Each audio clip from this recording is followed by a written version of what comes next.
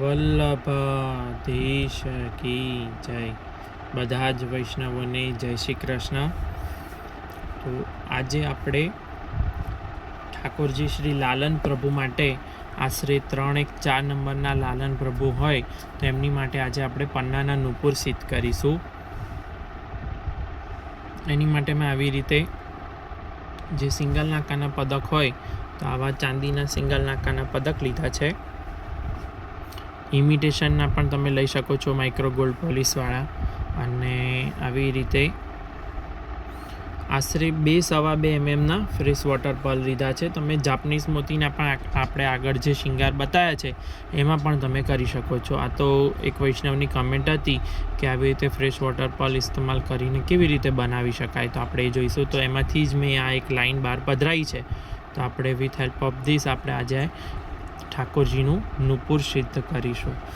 આશરે આ એક વૈષ્ણવના ઓર્ડરનું જ આપણે સિદ્ધ કરી રહ્યા છીએ અને તમને બતાવી રહ્યો છું. તો એમણે 0.75 ઇંચ એટલે આપણે આશરે આટલું નુપુર સિદ્ધ કરવાનું છે.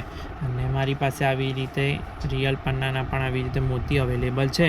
તો આપણે એમાં બંને છેડે એક પધરાઈશું, જેથી કરીને સાદું એકદમ ન લાગે. ઠાકોરજીને એકદમ પન્નાની જોડી તો એકદમ એવી રીતે જ ખૂબ જ શોભાય.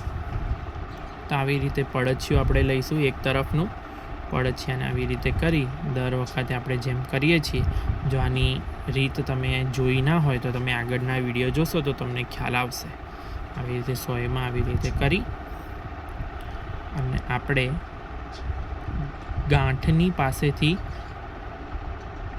નીકળી જવાનું છે, જેથી કરીને આ બંને પડછિયું અને સોયનો દોરો એકબીજામાં લોક થઈ જશે. હવે આપણે એક છેડે પન્નાનું મોતી પરોઈશું.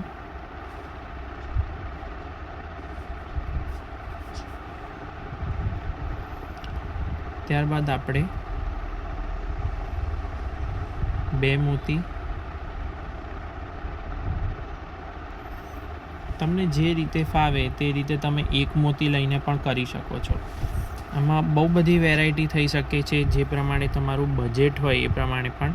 તો આવી રીતે જુઓ, હું આવી રીતે એક પદક, ત્યારબાદ આપણે ફરીથી પાછા 2 મોતી લઈશું.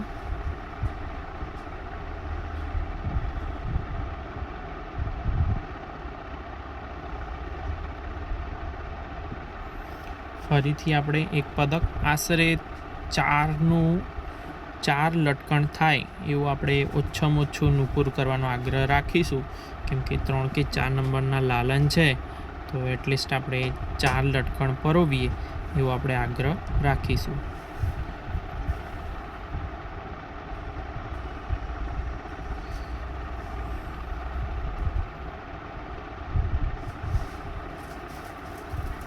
બે મોતી અને હવે આપણે ચોથું લટકણ લઈ લઈશું.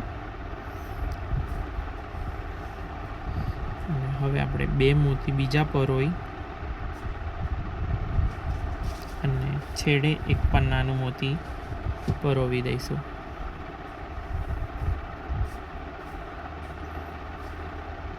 તો આવી રીતે આપણે જે છે એ નુપુર આવી રીતે ભરી લઈશું. આપણે આને આશરે માપી લઈએ તો 1 mm જેવું થોડું વધ્યું છે.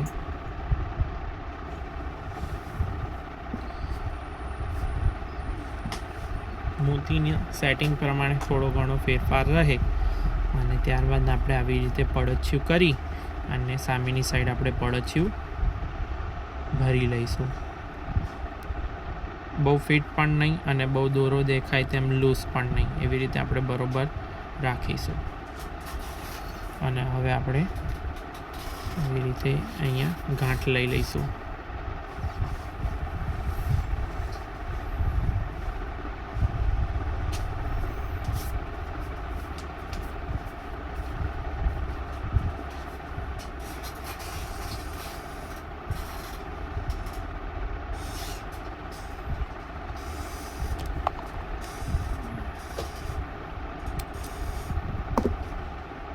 આવી રીતે જે છે ગાંઠની પાછળનો દોરો આપણે જે હોય એ પણ જેટલું સુંદર ફિનિશિંગ થઈ શકે એટલું આપણે બધી જ રીતે પ્રયત્ન કરવાનો છે આપશ્રી માટે.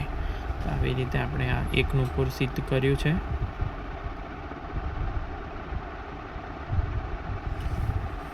ત્યારબાદ આપણે બીજું નુપુર સિદ્ધ કરીશું.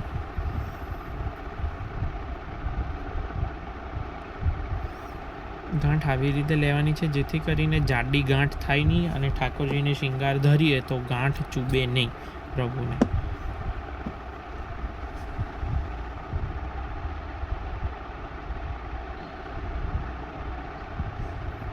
હવે આપણે બીજું સિદ્ધ કરીશું. તમે પણ સાથે જો મોતી વગેરે લઈને બેઠા હોય તો આ જ પ્રોસેસને ફોલો કરી અને તમે પણ જાતે સિદ્ધ કરી શકો છો. આવી રીતે અહીંયા ગાંઠની નીચેથી બે દોરાની વચ્ચેથી આપણે સોય પાસ કરી લઈશું એટલે બંને દોરા એકબીજાની અંદર લોક થઈ જાય અને ત્યારબાદ આપણે આવી રીતે ગાંઠની અંદરથી ફરીથી સોય પાસ કરીશું. અને ત્યારબાદ આપણે આવી રીતે અમુક વખતે રિયલ રત્નની અંદર હોલ એટલો જ લેઝરથી ઝીણો હોય છે કે બહુ મુશ્કેલ.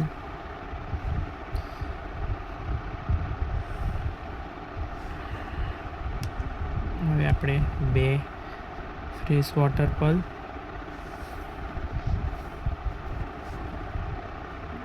આવી રીતે પદક,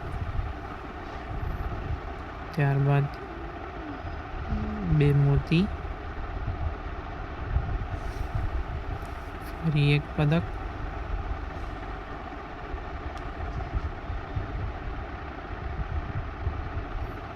ફરી 2 મોતી,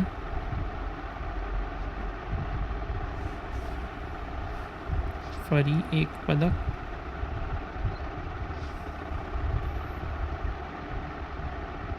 ફરી 2 મોતી.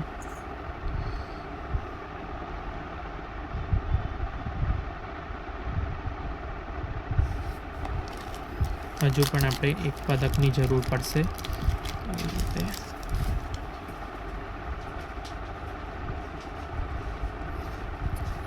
ત્યારબાદ આપણે બીજા છેડે પણ 2 મોતી લઈશું.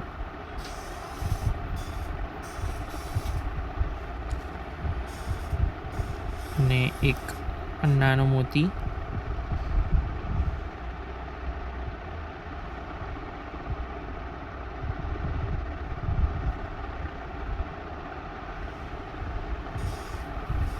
ત્યારબાદ બીજા છેડાનું પડછ્યું આપણે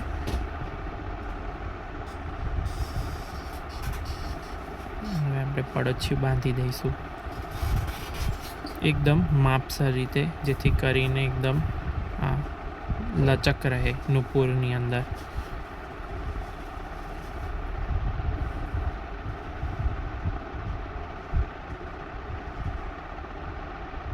ગમે તેટલા મોતી સુંદર હોય, પદક સુંદર હોય, પરંતુ શિંગારની અંદર જો લચક ના હોય તો ધરાવા બાદ પણ શિંગાર શોભાતા નથી.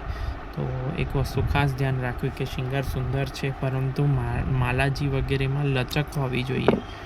તો એ શું છે કે પ્રભુના શ્રીઅંગ ઉપર એડજસ્ટ થઈ શકશે.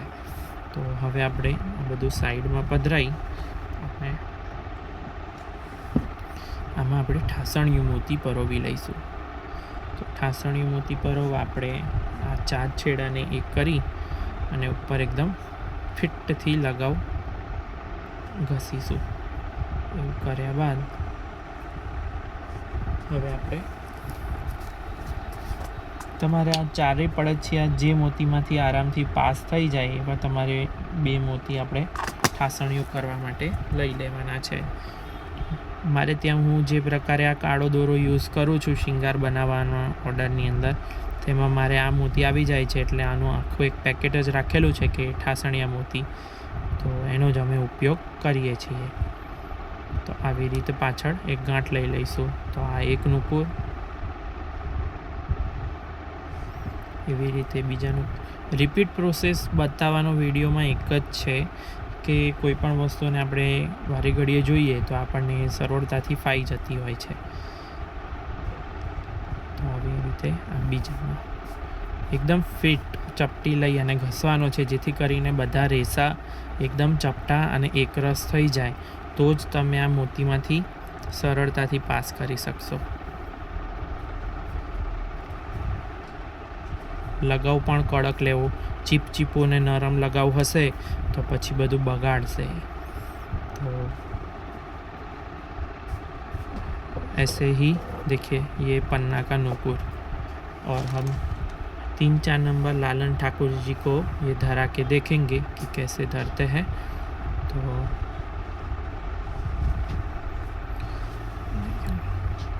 આવી રીતે ચરણારવિંદની ઉપર આવી રીતે આમ રાખી અને પાછળથી આવી રીતે ઠાસણીઓ મોતી કરીને આમ ફેરવી દેવાનું હોય છે. તો આવી રીતે ઠાકોરજીને આજે છે આપણે પન્નાના નૂપુર આજે સિદ્ધ કરીને ઠાકોરજીને ધરાયા. અને બીજા ચરણારવિંદમાં પણ શિંગારનું પણ આપણે જોડે જોડે શીખતા જઈએ કે કેવી રીતે નૂપુર ધરાય છે. તો જુઓ આવી રીતે કરી અને ઠાસણીઓ મોતી આ પગની ગેપની વચ્ચે રહી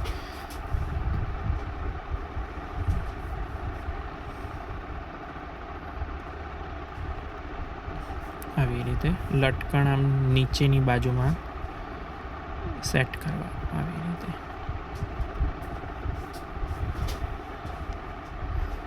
અને પડછ્યું આવી રીતે અંદરથી આમ પાસ કરવું. જુઓ તો હવે અને આ ચરણારવિંદનું નૂપુર આવી રીતે.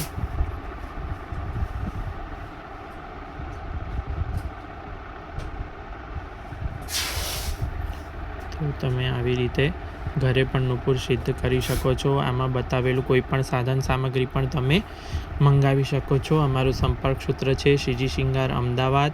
कॉन्टैक्ट नंबर है 8320130994. और ऐसे ही वीडियो देखने के लिए आप हमारे व्हाट्सएप ग्रुप में अगर ज्वाइन होना चाहते हैं तो उसकी लिंक नीचे डिस्क्रिप्शन बॉक्स में रखी हुई है. आप उसके माध्यम से व्हाट्सएप ग्रुप में ज्वाइन हो सकते हैं. आप सभी का खूब खूब आभार, खूब खूब धन्यवाद. जय श्री कृष्ण.